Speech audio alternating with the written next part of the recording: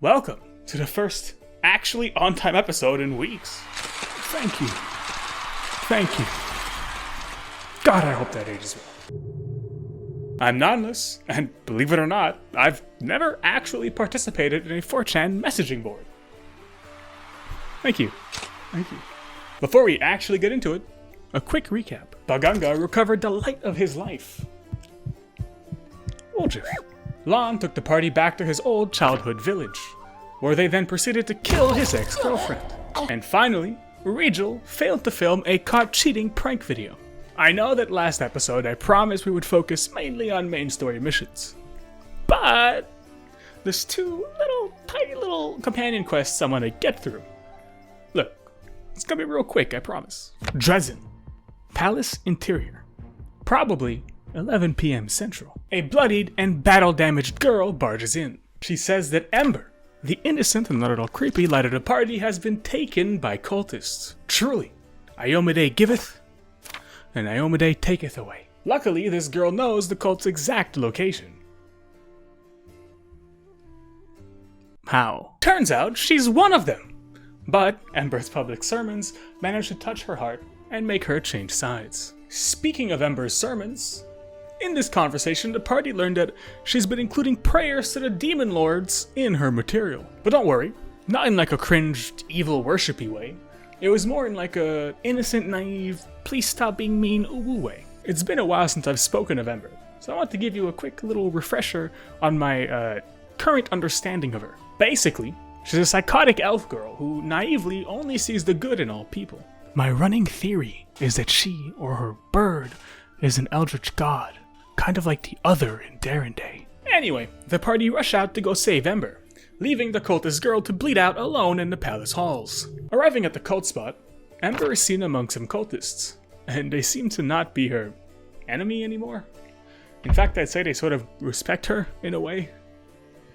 What is it with my missing party members and befriending the baddies? Suddenly, 3 giant demons teleport in, breaking the peace. They demand blood sacrifices for Demon Lord Baphomet, but the cultists hit him with the I don't wanna. Meanwhile, Ember is desperately trying to calm everyone down and get them to see the good in all this, somehow.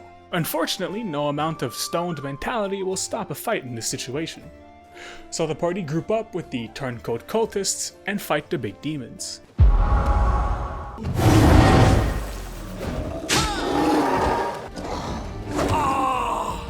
Endure this!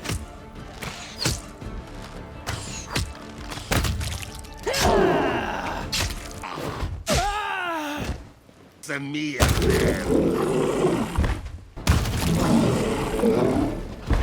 Once everything calms down, the cultists beg Baganga for punishment, as atonement for their crimes against good vibes. Ember asks the commander to have mercy, because good in all people, etc., etc. Before passing judgment, Baganga puts on his junior detective hat and asks questions to fully grasp the situation. It went down like this. Ember was giving her usual sermons in town square, when she was suddenly taken by this group of cultists. While they were dragging her back to Cult Camp HQ, she managed to make some cultists see the error of their ways, which created a rift within the group. While the kidnappers were arguing amongst each other, they sat Ember down on an altar to Baphomet. Watching them argue made poor innocent Ember shed a tear, which fell upon the altar and fucking split it in twain. Yep. That girl ain't right. He decides to have mercy on them and makes them join Ember's congregation, hoping that one day she will convert them into a force of good. The splitting of the altar is what made the big demons show up. They wanted blood sacrifice as payment for that transgression. Before leaving Cult Camp HQ, the party find a note containing the instructions for the Ember kidnap operation. It appears an individual by the name of Thasgarod has ordered the kidnapping. I would tell you who that is, but in my notes, it literally, in parentheses, says, who dat? So. And with that, the party is finally whole again. Once again. Back home in Dresden, the party finally take a well-deserved rest, until Anivia rushes in and breaks the peace. She wants the commander's help looking for a crusader who has gone missing within these very walls. After a bit of, frankly, genius-level detective work, Baganga singles out an old abandoned home. Walking in, he sees nothing of interest, until he makes his way into the basement. Within is the missing Crusader's body, lying dead on the cold hard floor. And standing above it is none other than famous Episode 1 reject, Camille! Without any explanation, she lunges at the commander, trying to kill him. The fool. I foresaw this. By purposefully forgetting to level the companions I don't use, I have forced Camille to remain at a low level, rendering her powerless against the stone Chad that is Baganga. Ultimate wave! Alright, with that done, we can finally get to the main missions. The party head out to go find an old decrepit hut where an old hag used to make the best moonshine in the world. What? Mythic quest counted as main quest? Don't look at me like that. Arriving at the hut, they find that it is indeed empty, and incredibly uneventful. That is, until they lay their hands upon a trapped item, instantly teleporting them to a corpse-filled, high-tech lab. Before the party can assess the situation, a little demon gremlin guy called Suture introduces himself. Ah, it's you. Good. Very good. They call me the Suture. I'm the custodian of this place. The big expert, you know? With big, expertise. You know, you really don't look like a baddie. You're funny, but sad. Don't go making friends with the demons, dear Ember. Even with that charming smile of his, I do believe he would snatch you away and gobble you up if given half a chance. You're a strange lot, aren't you? From this convo, they learn that this is Arilu Vorlish's old lab, architect of the World Wound, and famous Baganga Watcher. This place is apparently filled with people who have been trapped here for years. With no way out, they've split off into groups, creating a hostile social ecosystem that is unique to this abandoned lab. Suture, also stuck here, will try to cure his boredom by watching the party from the shadows as they wander hopelessly in the halls trying to find an exit. Looking around, it's very obvious that Arilu's experimentations weren't exactly Geneva Convention approved. The lab's main purpose seems to have been experimentation on the living. In one of the rooms, the party finds survivors.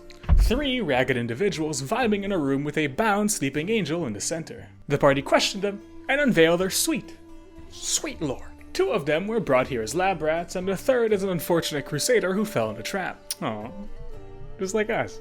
They explained that when Arilu got bored and abandoned her lab, she sealed all exits and unlocked all cages.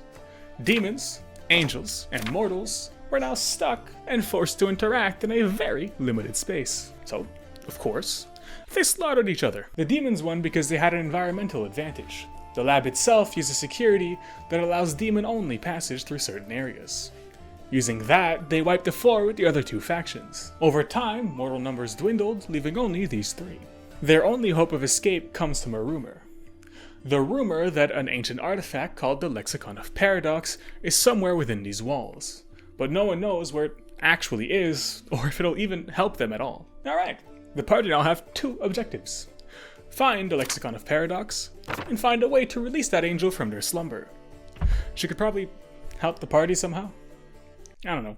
This seems like something to do, you know? Further in, the party find a fog-filled hallway, and they decide to get a nostril full of toxic gas, forcing them into a Far Cry drug sequence. Baganga is transported to a space staircase. Every plateau has one of his companions living out their wildest fantasies.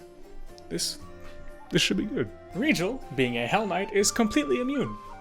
He just kind of rejoins the party.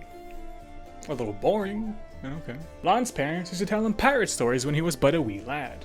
So, in his fantasy, he's captain of his own ship, creating adventure and exploring the world. So, once Baganga shakes him out of the only happiness he'll find in a 50-mile radius, he rejoins the party. Ember shares the same fantasy as most Redditors. It shows her finally being accepted into a group of friends. After snapping out of it, she points out that this magic is of demon origin. So, you know, watch out. And then she rejoins the party. Next is, Staring Day. His fantasy is him having the sex with his cousin, the Queen. Once he snaps out of it, both Baganga and Lan give him a severe roasting. But in defense, he says that they were both hot. So, can you blame him? Woljif is the final one. His fantasy sees him sitting atop a throne. Everyone who has ever wronged him is groveling at his feet. Even Erebeth and the Queen are there. He snaps out of it with a tear in his eye, looking back on the amazing experience he just had. Alright, the party have resisted the fog, and are now back together.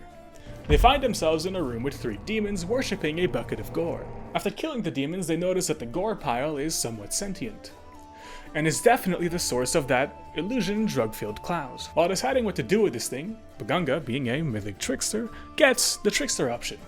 So the tricker gets tricked. Baganga reverses the illusion, making it believe that it's a beautiful blue bird flying quietly in a meadow.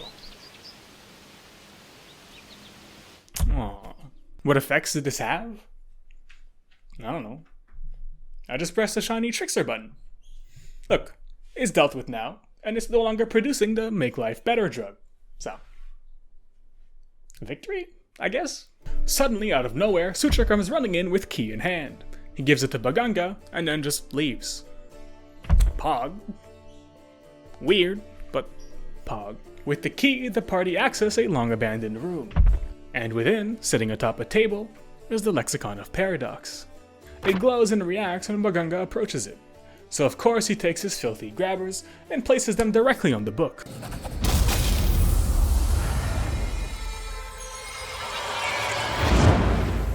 Immediately, he's filled with familiar power.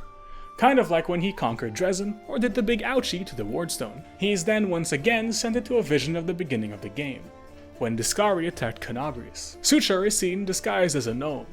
He was the one who gave Baganga the crossbow to shoot Discari. Good luck! Try not to get eaten now! Yes, very good. A dose of bravery or a bit of honor. It could be nothing else. Or perhaps his instincts are hinting. Once the vision is over, Suture shows up, filled with glee since he can finally return to his lady now that his job is done. Ah, you got here at last. And you took Lydia Rilu's gift. I made sure the gift was safely delivered. And now, I can return to my lady. Before he leaves, the commander asks why. Why was he manipulated into shooting Discari? She needed to spill his blood. The blood of a demon lord is a powerful thing and very useful, you see. It's a priceless reagent. You can make so many things out of it. Suture opens the portal to the outside, then leaves. Farewell. Before leaving, the gang have one more thing they want to do. Using the Lexicon of Paradox, they release the angel from her slumber. Her name is Targona. She's a servant of Iomade. She was brought here after Arilu dragged her mangled body off of a battlefield. Arilu cared for her, healing her up and experimenting on her. Mainly, experimenting on her. But hey, look on the bright side.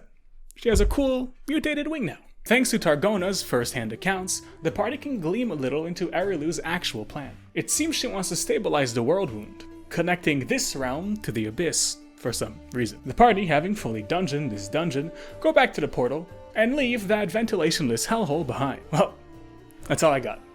Thanks for watching.